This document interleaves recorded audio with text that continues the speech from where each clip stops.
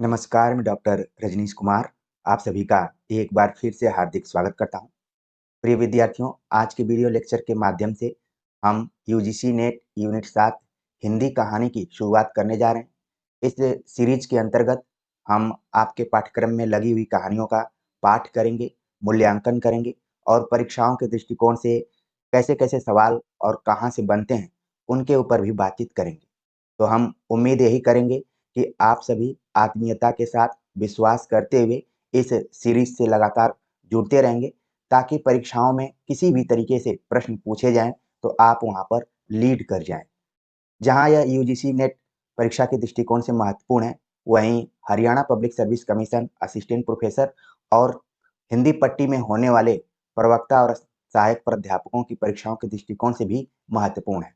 प्रवक्ता परीक्षाओं का पाठ्यक्रम तो आप निश्चित तौर पर देखते होंगे, लेकिन उन परीक्षाओं में सवाल कहीं से भी पूछे जा सकते हैं। यानी इस कहानी को अगर आप पढ़ेंगे, कहानी सीरीज को देखेंगे, तो ये कहानी सीरीज भी आपको उन परीक्षाओं में बहुत उपयोगी साबित हो सकता है, क्योंकि तथ्यात्मक रूप से कहीं से भी सवाल पूछे जा सकते हैं। और कहा जाता है कि आप अच्छे संगत में रहकर तैयारी कर रहे हैं, अच्छे ग्रुप से जुड़े हुए हैं, तो इसका लाभ निश्चित तौर पर मिलता है। तो प्रिय विद्यार्थियों, हम इस कहानी के माध्यम से बात तो करेंगे ही, साथ में आपको ये भी समझ में आएगा कि किस तरीके से कहानी पढ़नी चाहिए। तो जैसा कि आप देख रहे हैं, यहाँ पर पहली कहानी है चंद्रदेव से मेरी बातें, जिसकी लेखिका हैं बंग महिला। बंग महिला से प्राय एक सवाल पूछा जाता है कि इनका वास्तविक नाम क्या है या फिर असली नाम क्या है। तो आपके दिमाग में आना शुरू कर चुका होगा कि राजेंद्र बाला घोष है।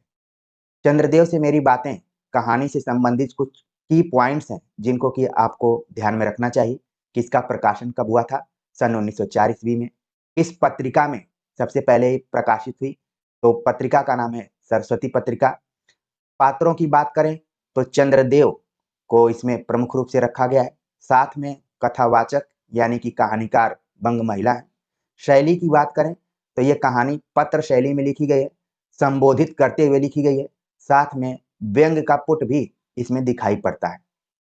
तो ये कुछ की पॉइंट्स थे जिनको कि आप जरूर ध्यान में रखिए। ये वक्त वही है 1904 का है, तो आपके दिमाग में उस समय की सामाजिक राजनीतिक चेतना भी रहनी चाहिए, साथ में साहित्यिक चेतना भी रहनी चाहिए कि सन 1904 में अगर सरस्वती पत्रिका की बात आ रही है तो उस समय संपादक कौन रहा होगा।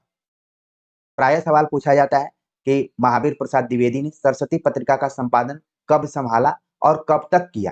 तो आप देख रहे हैं ये वही दौर है कि जब चंद्रदेव से मेरी बातें कहानी प्रकाशित होती है 1904 ईस्वी में और सरस्वती पत्रिका में प्रकाशित होती है, तो जाहिर सी बात है कि उस समय संपादक के तौर पर कौन थे?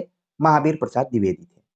1904 के आसपास में ही देखेंगे, जब व्यंग की बात की जाती है तो आपके मन मस्तिष्क में शिव शंभू के चिट्ठे नाम का एक निबंध जरूर आना चाहिए और वो भी आपके सिलेबस में लगा हुआ है। तो कहने का मतलब ये है कि जब भी आप कहानी पढ़ें, उपन्यास पढ़ें, निबंध पढ़ें, तो एक दूसरे को कोरिलेट करते हुए, जोड़ते हुए पढ़ें, जिससे कि आपकी तैयारी का दायरा भी बढ़ेगा और आपको लगेगा कि ये सभी विधाएं एक दूसरे से जुड़ी हुई। तो यहाँ पर हमने की पॉइंट्स के बारे में बात कर लिया। अब बंग महिला के बारे में आचार्य रामचंद्र शुक्ल ने अपने इतिहास ग्रंथ में कुछ लिखा हुआ है। क्या लिखा है उसको हम यहाँ पर देखते हैं। आचार्य रामचंद्र शुक्ल लिखते हैं, कई कहानीकारों का उल्लेख करते हुए आगे जो बात कर रहे हैं हमने भी वहीं से इसको उठा लिया है। इसलिए आप देख रहे हैं यहाँ पर कि हमने प्लस और फिर इसके बाद डॉट डॉट करके बात को आगे लिखा है। लिखते हैं कि बंग महिला का स्थान है जो मिर्जापुर निवासी प्रतिष्ठित बंगाली सज्जन बाबू राम प्रसन्न घोष की पुत्री और बाबू पूर्णचंद्र की धर्म पत्नी थी। आप तमाम ऑनलाइनर किताबों को देखेंगे, ये तथ्य आपको बहुत कम दिखाई पड़ेगा। आचार्य रामचंद्र शुक्ल के अनुसार कि बंग महिला का स्थान जो मिर्जापुर निवासी प्रतिष्ठित, सामान्य परिवार की नहीं थी, प्रतिष्ठित बंगाली सज्जन बाबू राम प्रसन्न घोष की पुत्री थी और इनके पति का नाम क्या था? पूर्णचंद्र। उन्होंने बहुत सी कहानियों का बंगला से अनुवाद तो किया ही, हिंदी में कुछ मौलिक कहानियां भी लिखी, जिनमें एक थी दुलाई वाली, जो संवत 1964 की सरस्वती भाग 8 संख्या 5 में प्रकाशित हुई। और संयोग से दुलाई वाली कहानी आपके पाठ्यक्रम में लगी हुई है। इस कहानी के बाद मैं उस पर चर्चा करूंगा। तो प्रिय विद्यार्थियों, चंद्रदेव से मेरी बातें कहानी पढ़ते हुए जो की पॉइंट्स हैं उनको आप यहाँ पर जरूर ध्यान में रख रहे होंगे। आपको ध्यान में रखना है कि ये कहानी उस दौर की है जब लॉर्ड कर्जन का समय था। लॉर्ड कर्जन, जिसको कि हम जानते हैं बंगाल विभाजन, और उस समय बड़ा काम इन्होंने किया हुआ था। बंगाल विभाजन के तौर पर तो जानते ही हैं, साथ में इन्होंने कई आयोगों का गठन किया। लॉर्ड कर्जन हिंदी साहित्यकारों के निशाने पर हमेशा रहे। आप चंद्रदेव से मेरी बातों को भी पढ़ेंगे तो उसमें भी आपको इस चीज का आभास होगा, और साथ में शिव शंभू के चिट्ठे निबंध की जो चर्चा हमने की थी उसमें तो केंद्रीय पात्र के तौर पर है। और आपको ध्यान में रखना है कि महावीर प्रसाद द्विवेदी ने सरस्वती पत्रिका का संपादन भार संभाल लिया था, और ये कहानी स्वाधीनता आंदोलन के समय की है, और इस कहानी को प्रतीकात्मक तौर पर लोक कथा से जोड़कर व्यंग शैली अपनाया गया है इस कहानी में। अब हम बात करेंगे कि कहानी पढ़ते हुए हमें किन किन चीजों को ध्यान में रखना चाहिए। कोई भी आप कहानी पढ़ेंगे तो आपके दिमाग में आना चाहिए कि इस कहानी का कथानक क्या है, जिसको हम बोलते हैं प्लॉट, या फिर कथा वस्तु भी कई बार कह देते हैं। दूसरा पॉइंट है कि इसमें कौन कौन से पात्र हैं। पात्रों को ध्यान रखना है, चाहे वो पुरुष पात्र हो चाहे स्त्री पात्र हो। संवाद योजना, जिसको कि हम कई बार कथन के तौर पर भी देखते हैं कि आपस में संवाद योजना किस तरीके की है। वातावरण कैसा है, ठीक है, देश काल वातावरण कैसा है, इसको भी आपको ध्यान में रखना है। भाषा शैली किस तरीके की है, जैसा कि जब इस कहानी को हम पढ़ेंगे तो लगेगा कि कहीं कहीं व्यंग किया जा रहा है, और इस कहानी को लिखने का उद्देश्य क्या रहा है कहानीकार का। तो ये पॉइंट्स आपको अपने दिमाग में जरूर रखने हैं। तो हमने कहानी का पाठ अभी नहीं किया है, उससे पहले कुछ की पॉइंट्स की तरफ आपका ध्यान ले जाने का प्रयास रहा। उम्मीद है कि सतह दर सतह ये सभी तथ्य आपके दिमाग में बैठ गए होंगे कि चंद्रदेव से मेरी बातें बंग महिला द्वारा लिखा गया है, जिनका वास्तविक नाम राजेंद्र बाला घोष है। इस कहानी का प्रकाशन 1904 में हुआ। सरस्वती में सबसे पहले प्रकाशित हुई। इसके अगर पात्रों की बात करें तो चंद्रदेव इसके मुख्य पात्र हैं। कथावाचक कहानी को सुना रही हैं, यानी बंग महिला द्वारा ही कहानी को सुनाया जा रहा है। शैली की बात करें तो व्यंग प्रधान शैली का प्रयोग किया गया है, चंद्रदेव को संबोधित किया गया है, और पत्र शैली में पूरी बातें कही गई हैं। राजेंद्र बाला घोष के पिता कौन है और पति कौन है, इसकी भी जानकारी आपको हो गई होगी। और बाकी ये कहानी किस वातावरण में लिखी गई है, किसके समकालीन है, ये सारी चीजें आपके मन मस्तिष्क में बैठ गई होंगी। अब हम कहानी का पाठ करेंगे और आप भी अपने मन में इस कहानी को पढ़ते हुए आगे बढ़ेंगे। आप देख रहे हैं यहाँ पर लिखा गया है चंद्रदेव से मेरी बातें, बंग महिला सरस्वती। तो कहानी के शीर्षक को आपने देख लिया, लेखिका को देख लिया, और किस पत्रिका में प्रकाशित हुई थी उसको भी भली भांति देख लिया। अगर यहाँ से किसी भी तरीके से सवाल पूछा जाएगा तो आप आसानी से बता देंगे। कहानी की शुरुआत कैसे होती है? कहानी की शुरुआत हो रही है, भगवान चंद्रदेव आपके कमलवत कोमल चरणों में इस दासी का अनेक बार प्रणाम। आज मैं आपसे दो चार बातें करने की इच्छा रखती हूँ। क्या मेरे प्रश्नों का उत्तर आप प्रदान करेंगे? कीजिए, बड़ी कृपा होगी। देखो, सुनी अनसुनी सी मत कर जाना, अपने बड़प्पन की ओर ध्यान देना। अच्छा, कहती हूँ सुनो। तो पहला पैराग्राफ आप देख रहे हैं, ये पैराग्राफ शुरुआती दिनों का है। महावीर प्रसाद द्विवेदी न सिर्फ संपादन कर रहे थे, बल्कि आप देखेंगे कि हिंदी को व्यवस्थित रूप से व्याकरणबद्ध तरीके से परिनिष्ठित करने का प्रयास भी कर रहे थे। तो शुरुआत में आप देखेंगे कुछ शब्द हैं एक दूसरे से जुड़े हुए हैं। जिस तरीके से वर्तमान में हम हिंदी लिखते हैं, शायद पहले उस तरीके से नहीं लिखा जाता था, उसका भी आप यहाँ पर देखेंगे। ठीक है, तो कई तरीके से इस कहानी को आपको देखते हुए चलना है। शुरुआत कैसे हो रही है कि चंद्रदेव को संबोधित किया गया है। लिखा गया कि भगवान चंद्रदेव आपके कमलवत कोमल चरणों में इस दासी का अनेक बार प्रणाम है। यानी बंग महिला खुद को किस रूप में देख रही हैं? दासी के रूप में देख रही हैं। यहाँ पर क्या है? दास्य भाव या फिर विनय का भाव प्रकट किया गया है, और आग्रह कर रहे हैं कि आपसे दो चार बातें करने की इच्छा रखती हूँ। क्या मेरे प्रश्नों का उत्तर देंगे? अगर देंगे तो बड़ी कृपा होगी, और मैं जो भी सवाल पूछ रही हूँ उसको अनसुनी सुनी मत कर जाना, इग्नोर मत करना, अपने बड़प्पन की ओर ध्यान देना। अच्छा, कहती हूँ सुनो। तो ये कुछ इसका भाव है। आगे है कहानी में कि मैं सुनती हूँ आप इस आकाश मंडल में चिरकाल से वास करते हैं। क्या यह बात सत्य है? यदि सत्य है तो मैं अनुमान करती हूँ कि इस सृष्टि के साथ ही साथ अवश्य आपकी भी सृष्टि हुई होगी। तब तो आप ढेर दिन के पुराने बूढ़े कहे जा सकते हैं। आप इतने पुराने हैं तो सही, पर काम सदा से एक ही और एक ही स्थान पर करते आए हैं। यह क्यों? क्या आपका डिपार्टमेंट महकमे में ट्रांसफर बदली होने का नियम नहीं है? क्या आपकी गवर्नमेंट पेंशन भी नहीं देती? बड़े खेद की बात है। यदि आप हमारी न्यायशिला गवर्नमेंट के किसी विभाग में सर्विस यानी नौकरी करते होते तो अब तक आपकी बहुत कुछ पदोन्नति हो गई होती और ऐसी पोस्ट पर रहकर भारत के कितने ही सुरम्य नगर, पर्वत, जंगल और झाड़ियों में भ्रमण करते। अंत में इस वृद्ध अवस्था में पेंशन प्राप्त कर काशी ऐसे पुनीत और शांति धाम में बैठकर हरि नाम स्मरण करके अपना परलोक बनाते। यह बड़ी भारी भूल हुई।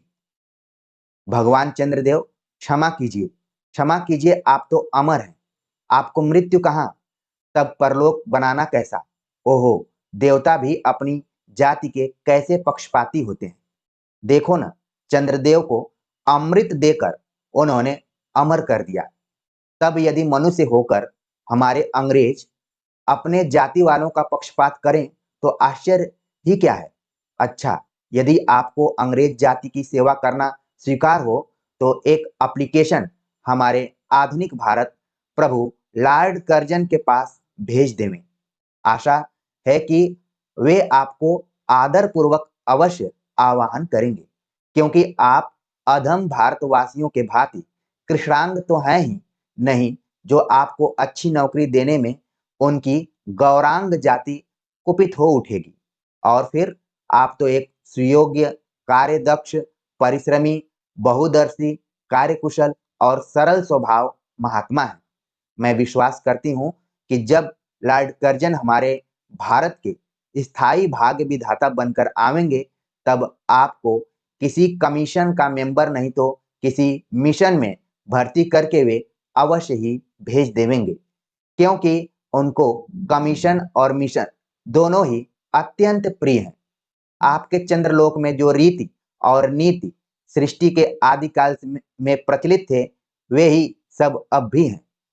पर यहाँ तो इतना परिवर्तन हो गया है कि भूत और वर्तमान में आकाश पाताल का सा अंतर हो गया है। मैं अनुमान करती हूँ कि आपके नेत्रों की ज्योति भी कुछ अवश्य ही मंद पड़ गई होगी, क्योंकि आधुनिक भारत संतान लड़कपन से ही चश्मा धारण करने लगी है। इस कारण आप हमारे दीनहीन क्षीण प्रभ भारत को उतनी दूर से भली भांति न देख सकते होंगे। अतएव आपसे सादर कहती हूँ कि एक बार कृपा कर भारत को देख तो जाइए। यद्यपि इस बात को जानती हूँ कि आपको इतना अवकाश कहाँ, पर 8वें दिन नहीं तो महीने में एक दिन अर्थात अमावस्या को तो आपको हॉलीडे अवश्य ही रहती है। यदि आप उस दिन चाहें तो भारत भ्रमण कर जा सकते हैं। इस भ्रमण में आपको कितने ही नूतन दृश्य देखने को मिलेंगे, जिसे सहसा देखकर आपकी बुद्धि जरूर चकरा जाएगी। यदि आपसे सारे हिंदुस्तान का भ्रमण शीघ्रता के कारण न हो सके तो केवल राजधानी कलकत्ता को देख लेना तो अवश्य उचित ही है। वहां के कल कारखानों को देखकर आपको यह अवश्य ही कहना पड़ेगा कि यहाँ के कारीगर तो विश्वकर्मा के भी लड़क दादा निकले। यही क्यों आपकी प्रिय सहयोगिनी दामिनो, जो मेघों पर आरोहण करके आनंद से अटखेलियां किया करती हैं, वह बेचारी भी यहाँ मनुष्य के हाथों का खिलौना हो रही हैं। भगवान निशानाथ, ध्यान में रखना, यहाँ पर संबोधित करते हुए एक अलग शब्द का प्रयोग यहाँ पर किया गया है। महाभारत जब आप देखेंगे तो वहां पर कृष्ण अर्जुन को कई नामों से पुकारते हैं। कई बार गांडीवधारी, कई बार पार्थ, कई बार कुछ ऐसे ही नाम पुकारते रहते हैं। यहाँ पर शुरुआत हो रही थी भगवान चंद्रदेव से, अब बात कहाँ आ गई? भगवान निशानाथ। सवाल पूछा जा सकता है क्योंकि यूजीसी नेट में इसी तरीके से सवाल पूछे जाते हैं। मैं चाहता था कि बीच में इस कहानी को ब्रेक ना करूं, जिससे कि तारतम्यता बनी रहे, लेकिन ये तथ्य यहाँ पर आ गया तो बताना पड़ा। तो यहाँ पर आप देख रहे हैं कि बंग महिला चंद्रदेव से बहुत सारी बातों का आग्रह कर रही हैं और कह रही हैं कि भगवान निशानाथ जिस समय आप अपनी निर्मल चंद्रिका को बटोर मेघमाला अथवा पर्वतों की ओट से सिंधु के गोद में जा सकते हैं, उस समय यही नीरद वासिनी, विश्वमोहिनी, सौदामिनी अपनी उज्जवल मूर्ति से आलोक प्रदान कर रात को दिन बना देती है। आपके देवलोक में जितने देवता हैं, उनके वाहन भी उतने हैं। किसी का गज, किसी का हंस, किसी का बैल, किसी का चूहा। पर यहाँ तो सारा बोझ आपकी चपला और अग्निदेव के माथे मढ़ा गया है। क्या ब्राह्मण, क्या क्षत्रिय, क्या वैश्य, क्या शूद्र, क्या चांडाल, सभी के रथों का वाहन वही हो रही है। हमारे श्वेतांग महाप्रभु गण को जहां पर कुछ कठिनाई का सामना आ पड़ा, झट उन्होंने इलेक्ट्रिसिटी को लापटका। बस कठिन से कठिन कार्य सहज में संपादन कर लेते हैं और हमारे यहाँ के उच्च शिक्षा प्राप्त युवक काठ के पुतलों की भांति मुंह ताकते रह जाते हैं। जिस व्योमवासिनी विद्युत देवी को स्पर्श तक करने का किसी व्यक्ति का साहस नहीं हो सकता, वही आज पराये घर में आश्रिता नारियों की भांति ऐसे दबाव में पड़ी है कि वह चूं तक नहीं कर सकती। क्या करे, बेचारी के भाग्य में विधाता ने दासी वृत्ति ही लिखा था। हरिपदोद्भा त्रैलोक के पावनी सुरसरी के भी खोटे दिन आए हैं। वह अब भी स्थान स्थान में बंधनग्रस्त हो रही है। उसके वक्ष स्थल पर जहां तहां मोटे बृहदाकार खंभ गाड़ दिए गए हैं। कलकत्ता आदि को देखकर आपके देवराज सुरेंद्र भी कहेंगे कि हमारी अमरावती तो इसके आगे नीरी फीकी सी जान पड़ती है। वहां ईडन गार्डन तो पारिजात परिशोभित नंदन कानन को भी मात दे रहा है। वहां के विश्वविद्यालय के विश्वश्रेष्ठ पंडितों की विश्वव्याधिनी विद्या को भी देखकर बीड़ा पाणी सरस्वती देवी भी कहने लग जाएंगी कि निसंदेह इन विद्या दिग्गजों की विद्या चमत्कारिणी है।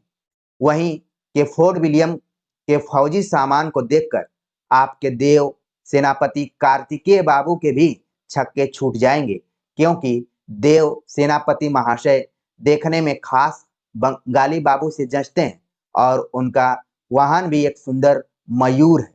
बस इससे उनके वीरत्व का भी परिचय खूब मिलता है। वहां के मिंट को देखकर सिंधु तनया आपकी प्रिय सहोदरा कमला देवी तथा कुबेर भी अकचका जाएंगे। भगवान चंद्रदेव इन्हीं सब विषमयोत्पाद अपूर्व दृश्यों का अवलोकन करने हेतु आपको सादर निमंत्रित तथा सविनय आहूत करती हूँ। संभव है कि यहाँ आने से आपको अनेक लाभ भी हों।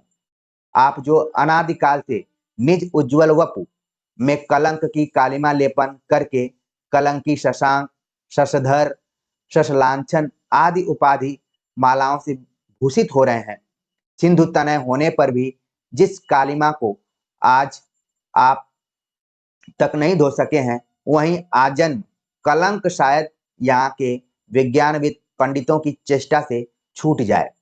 जब बंबई में स्वर्गीय महारानी विक्टोरिया देवी की प्रतिमूर्ति से काला दाग छुड़ाने में प्रोफेसर गज्जर महाशय फलीभूत हुए हैं, तब आपके मुख की कालिमा छुड़ाने में वे फलीभूत न होंगे। शायद आप पर यह बात भी अभी तक विदित नहीं हुई कि आप और आपके स्वामी सूर्य भगवान पर जब हमारे भूमंडल की छाया पड़ती है, तभी आप लोगों पर ग्रहण लगता है। पर आपका तो अब तक वही पुराना विश्वास बना हुआ है कि जब कुटिल ग्रह राहु आपको निगल जाता है, तभी ग्रहण होता है। पर ऐसा थोथा विश्वास करना आप लोगों की भारी भूल है। अतः हे देव, मैं विनय करती हूँ कि अब आप अपने हृदय से इस भ्रम को जड़ से उखाड़कर फेंक दें। अब भारत में न तो आपके और न आपके स्वामी भुवन भास्कर सूर्य महोदय ही के वंशधरों का साम्राज्य है, और न अब भारत के वह शस्य श्यामला स्वर्ण प्रसूता मूर्ति ही है। अब तो आप लोगों के अज्ञात एक अन्य द्वीप वासी परम शक्तिमान गौरांग महाप्रभु इस सुविशाल भारतवर्ष का राज्य वैभव भोग रहे हैं।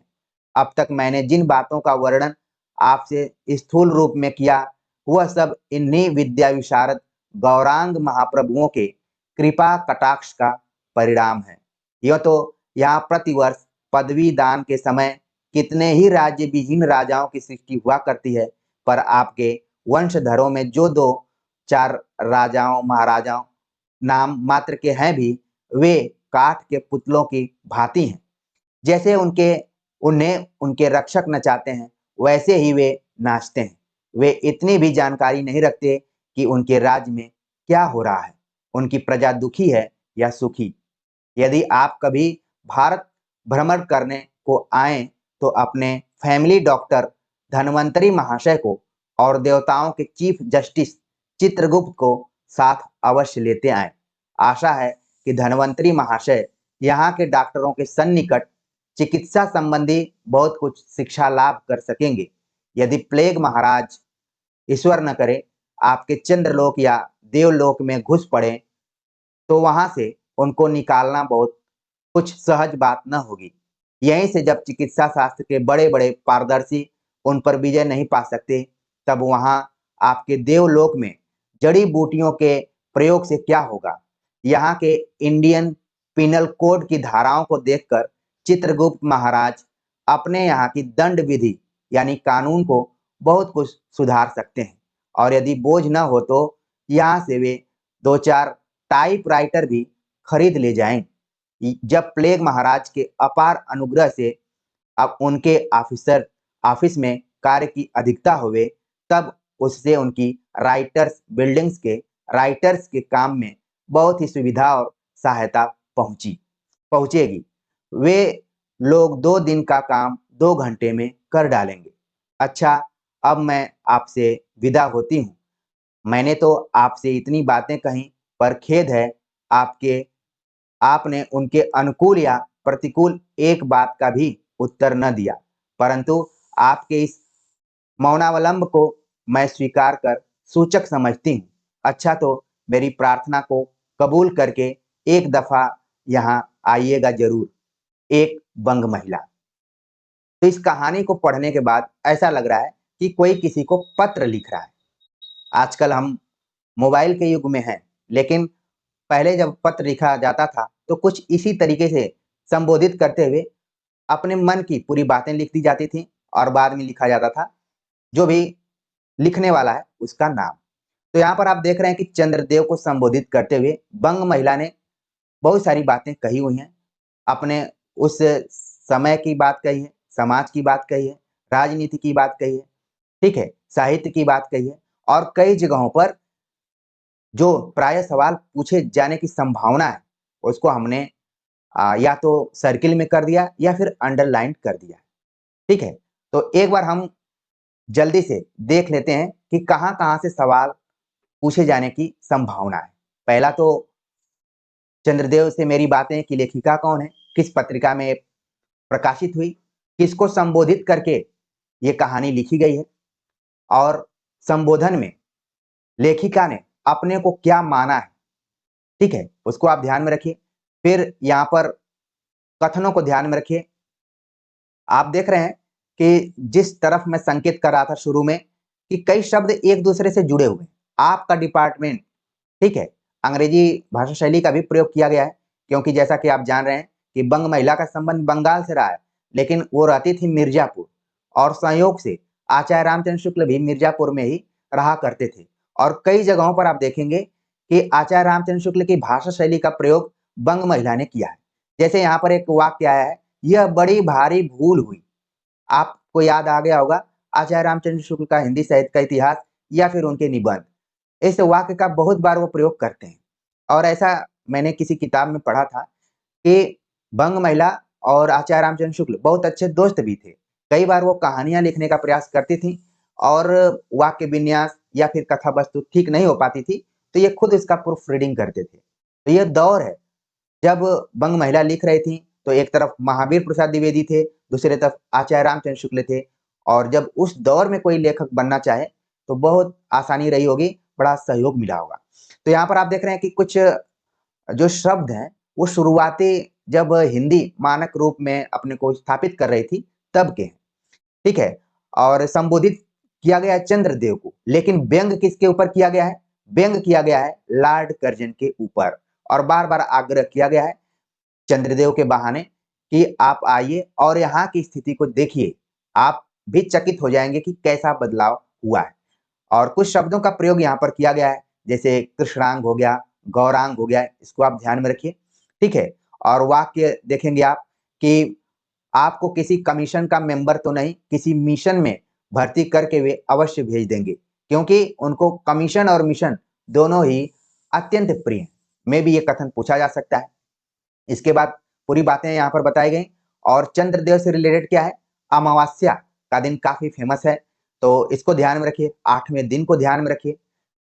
इस कहानी में एक जगह काशी शब्द का प्रयोग किया गया है, यानी बनारस को भी जोड़ा गया, क्योंकि बनारस जो है मिर्जापुर के बगल में है और वो धर्म नगरी के रूप में जाना जाता है और मोक्ष नगरी के रूप में भी जाना जाता है, तो उसका भी उल्लेख किया गया है। साथ में जब ये कहानी लिखी जा रही थी तब भारत की राजधानी दिल्ली नहीं थी बल्कि कलकत्ता थी, तो उसका भी जिक्र यहाँ पर किया गया है।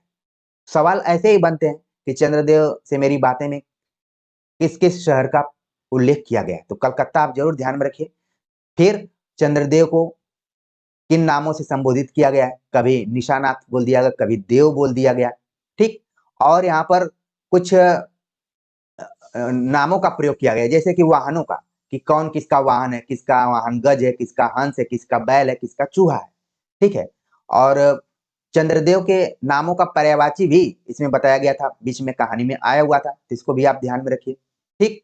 और एक प्रोफेसर का इसमें नाम प्रयोग किया गया है, प्रोफेसर गज्जर महाशय।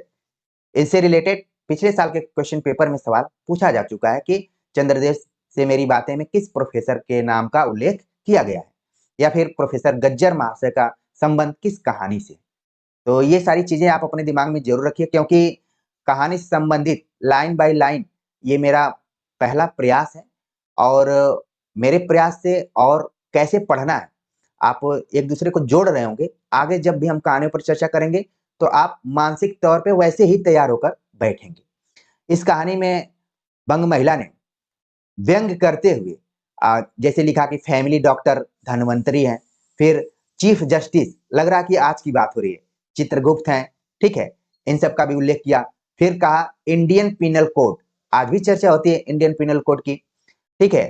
टाइप राइटर की बात हुई, राइटर्स बिल्डिंग, आप देखेंगे कलकत्ता में राइटर्स बिल्डिंग्स नाम से साहित्यकारों की एक संस्था है या बिल्डिंग्स है जहां पर लोग जुटते हैं, तो उसका भी उल्लेख किया है।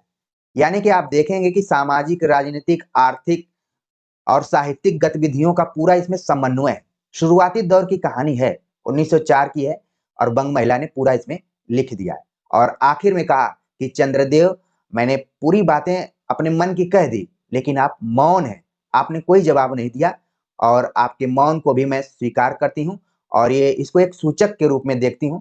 अच्छा, तो मेरी प्रार्थना को कबूल करके एक दफा यहाँ जरूर आइएगा। बंग महिला, ये कहते हुए कहानी खत्म हो जाती है।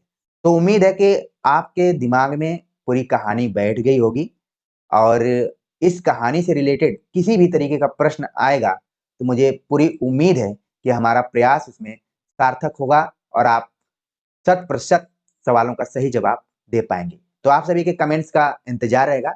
मिलते हैं एक नई कहानी के साथ, तब तक के लिए नमस्कार।